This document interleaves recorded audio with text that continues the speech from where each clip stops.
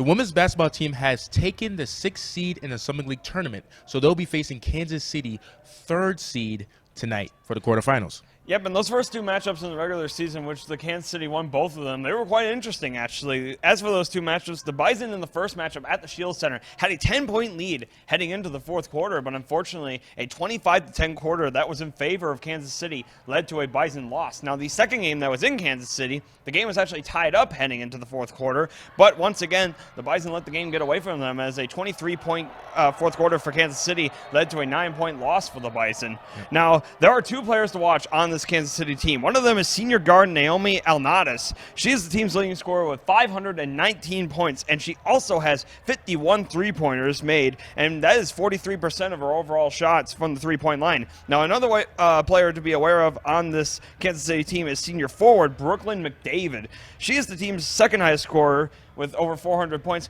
even though she has not attempted a three-point shot all year. So that means all of those points have come from within the paint. So very interesting to see that. Now, while we see that Kansas City does have some talent, we also know that NDSU has some lethal talent. Yep, NDSU, we got Heaven Hamling, who's been averaging 41 points a game. She's a good shooter, and she's a good disher, too. And then you got Ryan Cobbins, who's averaging 11.5 points a game. She's an all-around player. She can rebound. She can play defense. She can also shoot. So the Bison are looking good. I'd say the keys for today's game is to contain Alnadas. You know, like you said, she's a leading scorer. If we can contain her, we can put a chink into Kansas City's armor.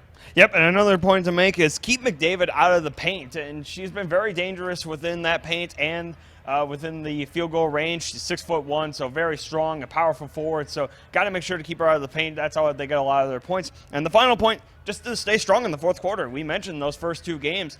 The fourth quarter is what did NDSU win, a 10-point lead in the first one and then tied in the second one. But the fourth quarter, it just wasn't there for them. So they got to be able to stay strong all four quarters today, and that could lead to a victory for them today. Alrighty, next on the Bison Information Network, we'll catch you at halftime. Stay tuned.